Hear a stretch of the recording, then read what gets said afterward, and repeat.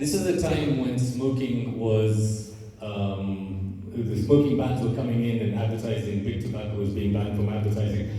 But how big tobacco would normally advertise, how these marketing executives would normally get their messages out there would be by putting big billboards, coming out with big magazine spreads or newspaper spreads to explain to the consumers what was changing. They didn't have that privilege. So they were very scared that when they did launch a new product or a new innovation, nobody would understand what they were talking about. But like I said, it was a crazily great big success. And what they found out, that the value of why it became such a big success was because they were made able to talk to consumers directly, much more effectively, by putting a tiny little insert into a pack of cigarettes to explain what this change was going to be. That little insert made a huge difference, and what they found out was their consumers, the current smokers, were the biggest proponents, the biggest brand ambassadors. They're the ones who went and told the rest of the other potential smokers about the new innovation, and this grew crazily. When I joined BAT, the share price was £2.50. This is as the smoking bans had come in and advertising had been banned, £2.50. By the time I left, the share price was over £50 a share.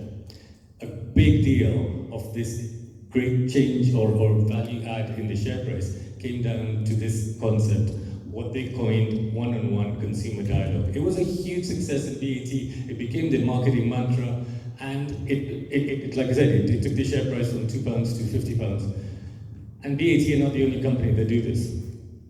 Coca-Cola, Red Bull, all these big companies, Diageo, McDonald's, all these guys have recognized that if you want to market your product, you need to make your consumer your biggest brand ambassador.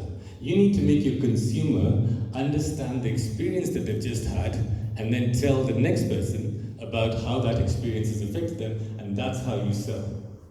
Why am I talking about all this?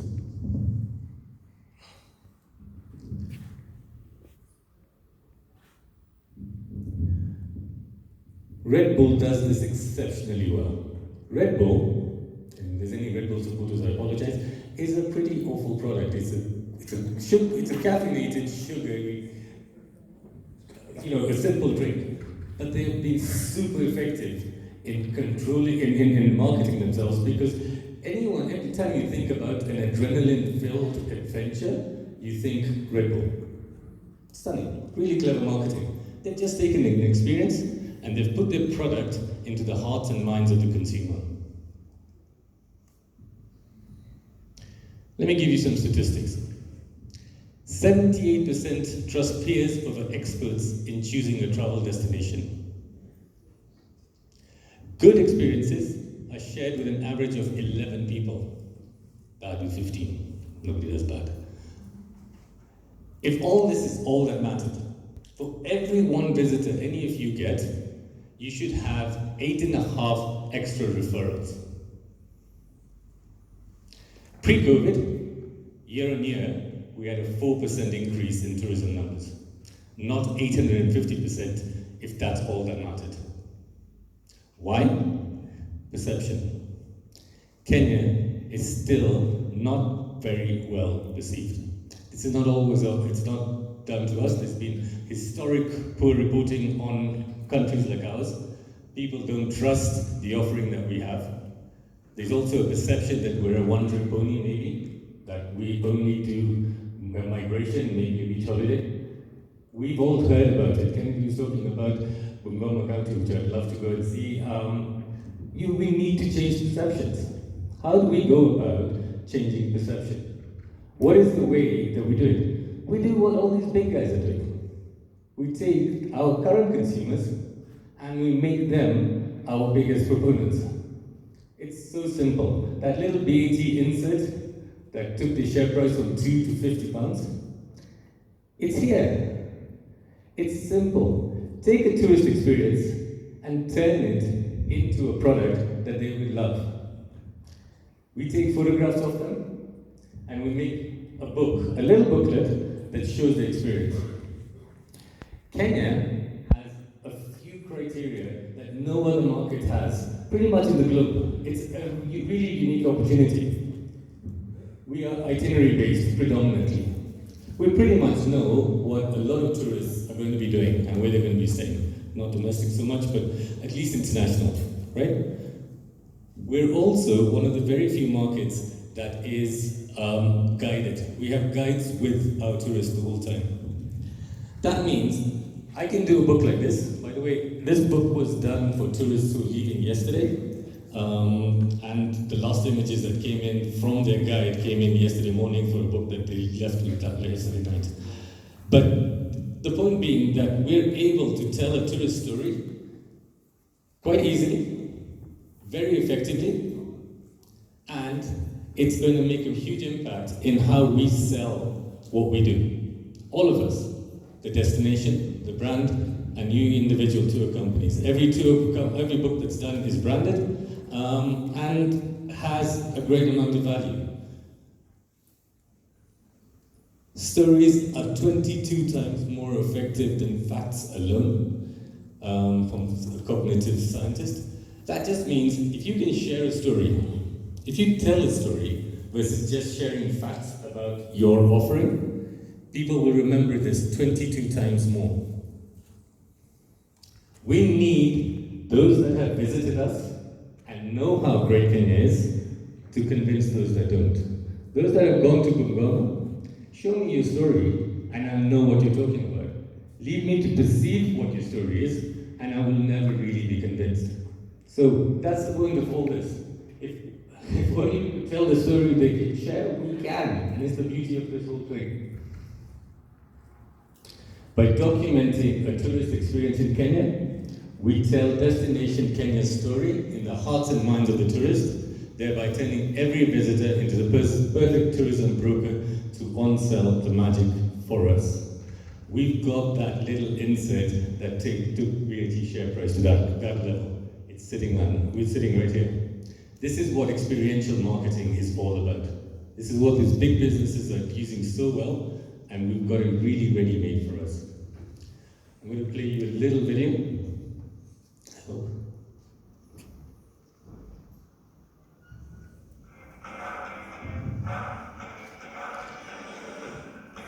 Just notice the tourist reaction.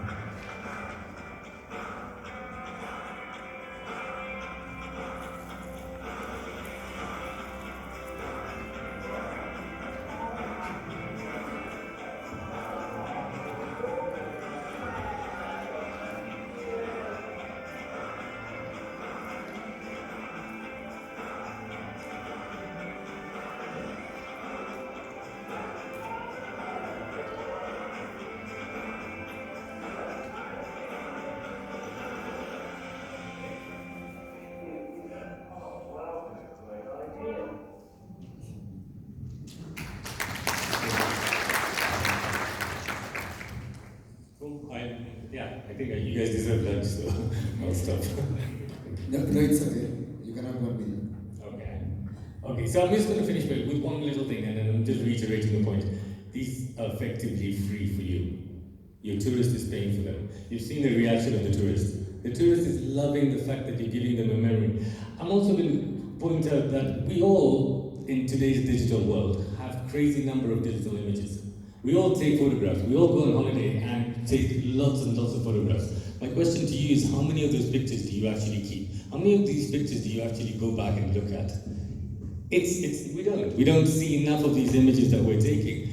So when you're presented with a memory that you can touch and feel, which for me is always going to be the human way to appreciate memories, you need to touch and feel them. If you're presented with this by your tour company, it's a $50 book in whatever you've spent on your holiday, you will cherish this forever. You're not going to let this one go. This is something that will bring loyalty to you guys, it'll build referrals, and it builds great, for me, the biggest, or one of the most important things, it puts Kenya clearly and directly in the place that we want it to be, which is in front of the next person who's most likely to visit, who's the friends and families of the person who's just been here. Thank you. Wow. Perfect pictures